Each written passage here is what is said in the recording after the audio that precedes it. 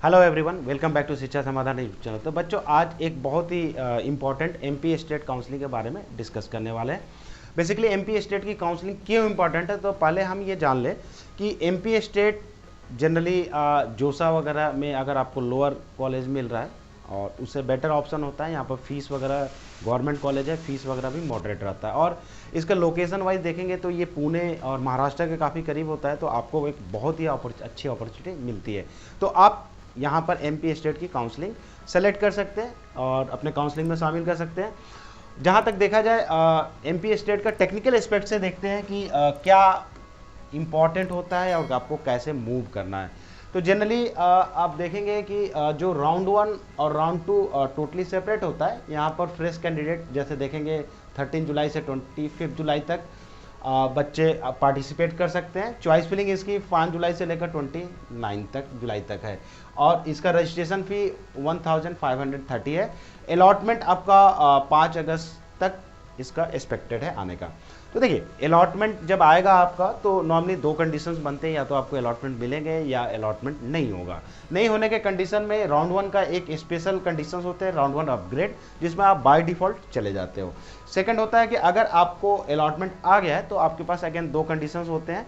या तो आपको कॉलेज और ब्रांच से सेटिस्फाई है तो डेफिनेटली आप रिपोर्ट कर सकते हैं 5 अगस्त से 10 अगस्त के बीच में।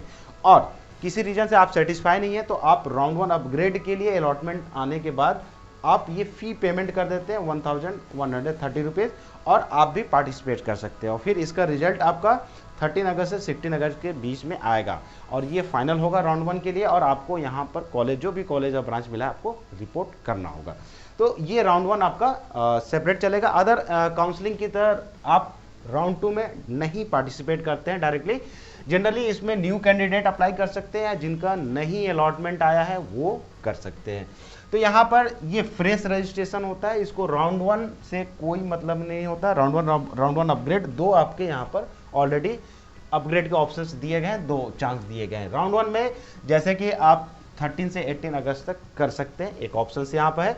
चॉइस फिलिंग 15 से 22 अगस्त तक कर सकते हैं और इसका अलॉटमेंट 18 अगस्त से 31 अगस्त के बीच में आएगा। तो जो भी फाइनल अगर होगा तो आप अगर इस कॉलेज को रिपोर्ट कर सकते हैं, आप अगर आपको सेटिस्फैक्ट्री लेवल पर कॉलेज और ब्रांच मिल गया है। राउंड 1 और राउंड 2 के बच्चे जो भी फाइनली कॉलेज में पार्टिसिपेट कर लेते हैं, उनके लिए स्पेशली एक बीसीआर राउंड होता है, ब्रांच चेंज राउंड। इसमें आपको ये ध्यान रखना है कि जो भी कॉलेज आपको मिलेगा उसी कॉलेज में आपका ब्रांच चेंज हो सकता है। तो आप 100 रुपीज़ देकर यहाँ पर रजिस्ट्रेशन करते हैं। ये जो फाइनली रिपोर्ट किए वही बच्चे यहाँ पर ब्रांच चेंज में जाएंगे। इसकी चॉइस फिलिंग 18 अगस्त से 31 अगस्त के बीच में होगी और इसका अलॉटमेंट 14 सितंबर को आएगा। तो आप जब एमपी स्टेट की काउंसलिंग जब करेंगे, ध्यान रखेंगे, नॉर्मली सीएसआईटी बच्चे लेकर चलते हैं या ईसी लेकर चलते हैं। तो यहाँ पर अगर आपका पर्टिकुलर कोई कॉलेज फोकस है तो थोड़ा सा आपको ब्रांच को बैलेंस करते हुए थोड़ा चॉइसेस बढ़ा के रखने होंगे, ताकि बीसीआर राउंड में आपको बेटर ऑप्शन मिले। चलिए नेक्स्ट देखते हैं कि इसमें टिप्स खासकर आपको क्या ध्यान रखना है। अभी हमने ऑलरेडी डिस्कस किया है कि राउंड 1 अलॉटमेंट के बाद अगर कॉलेज और ब्रांच से सेटिस्फाई है, डेफिनेटली आप कॉलेज में रिपोर्ट कर सकते हैं। अदरवाइज आपको वेट करना चाहिए अपग्रेड के लिए। तो आप कुछ फी पेमेंट, आपका अलॉटमेंट आया है और आप चाहते हैं कि थोड़ा और बेटर हो, तो आप अपग्रेडेशन के लिए डाल सकते हैं। यहाँ पर आपका कॉलेज कब बना हुआ है ये बहुत ध्यान रखना होगा चॉइस फिलिंग में। रीजन है कि मिलते जुलते बहुत सारे कैंपसेस होते हैं और आप उसको नाम से आइडेंटिफाई बिल्कुल नहीं कर सकते। आपको ईयर ध्यान रखना कि जो भी कॉलेज में जा रहे हैं उसका मेन कैंपस क्या है और वो कब बना है, तो इसका आप खासा ध्यान रखिएगा। बीसीआर राउंड मैंने स्पेशली यही बताया कि आप जब भी चॉइस फिलिंग करते हैं तो और काउंसलिंग के कंपेयर में, जैसे आपने जोसा, कॉमेट के बहुत सारे पार्टिसिपेट किए, तो थोड़ा आपको ध्यान रखना होगा बीसीआर राउंड के अकॉर्डिंग किसी कॉलेज पर फोकस है तो आपको वहाँ पर ब्रांच थोड़ा बढ़ा कर रखने होंगे, ताकि बीसीआर राउंड में आपका अच्छा कॉलेज मिल सके। साथ में आप बहुत सारे कॉलेजेस पार्टिसिपेट कर रहे हैं तो नेचुरल सी बात है कि चॉइस फिलिंग बहुत ज़्यादा नहीं करना, आपको टारगेटेड, क्योंकि नॉर्मली 5 to 6 हर बच्चा काउंसलिंग पार्टिसिपेट कर सकता है, तो करता है नॉर्मली, और चॉइस फिलिंग उसी को बैलेंस करते हुए आपको चलना है। तो इसलिए हर काउंसलिंग का टेक्निकल एस्पेक्ट जरूर आप समझो। अगर आपको कोई दिक्कत होती है तो आप शिक्षा समाधान का एक्सपर्ट सपोर्ट ले सकते हैं, आपको काउंसलर मिलेंगे और काउंसलर आप देखेंगे वहाँ पर प्लस प्रोडक्ट दिया हुआ है, आप उसको ज्वाइन कर सकते हैं। आपको काउंसलर आपको हेल्प करेंगे आपकी चॉइसेस में, आपके अलॉटमेंट आने पर उसका आप डिस्कशन वगैरह कर सकते हैं। बहुत तरह से आपको हेल्प मिल जाएगा काउंसलर से नेक्स्ट देखते हैं विड्रॉल। एक्चुअली जब आप काउंसलिंग स्टार्ट करते हैं, काउंसलिंग की प्लानिंग करते हैं, प्लानिंग प्लॉटिंग वगैरह करते हैं, तो आप देखते हैं कि सबसे पहले आपकी क्वेरी होती है कि आपके रैंक पर क्या मिल सकता है। तो इसके बेस पर, अपनी रिक्वायरमेंट के बेस पर आप 4 से 5 काउंसलिंग कम से कम सेलेक्ट करते हैं, काउंसलिंग में पार्टिसिपेट करते हैं। नेक्स्ट फेज होता है आपका विड्रॉल रूल। आपको ये देखना होता है कि जब काउंसलिंग में पार्टिसिपेट करते हैं उसकी चॉइसेस कितनी रखनी है, या एक्सपेक्टेशन के अकॉर्डिंग वहाँ पर अलॉटमेंट मिल रहा है नहीं मिल रहा है। और अगर पार्टिसिपेट कर लिया, आपको अगर अलॉटमेंट मिल भी गया, उसके 1 या 2 राउंड देख भी चुके हैं, अब लग रहा है कि इसमें बेटर कुछ नहीं हो सकता और कोई और नई काउंसलिंग में भी हमें पार्टिसिपेट करना, तो उसमें आपको विड्रॉल रूल बहुत हेल्प करता है। तो आपको जो भी काउंसलिंग में पार्टिसिपेट उसका विड्रॉल रूल जरूर आप नोट करके रखिए। रीज़न है कि एक टाइम के बाद आपको एक काउंसलिंग से पार्टिसिपेट जो किए हैं आपको बाहर निकलना होता है। सिंपल वे में होता है कि हमें वहाँ अच्छा नहीं मिल रहा है, तो बेटर है कि हमारा पैसा सेफ रहे और टाइमली रिफंड हो जाए। तो जोसा में देखेंगे आईटी सिस्टम के लिए 16 जुलाई का टाइम दिया गया है। अगर कोई सेटिस्फाई नहीं है जोसा में, अगर कोई भी आईआईटी मिला है, कोई लोअर ब्रांचेस मिल रहे हैं, आपको लग रहा है कि हमें अदर काउंसलिंग में बेटर मिल सकता है, डेफिनेटली आप विड्रॉल कर सकते हैं। एनआईटी सिस्टम के लिए आपको 22 जुलाई आपका दिया हुआ है डेट। सीसैप वगैरह जैसे अभी होना है पार्टिसिपेट 17 अगस्त दिया हुआ है।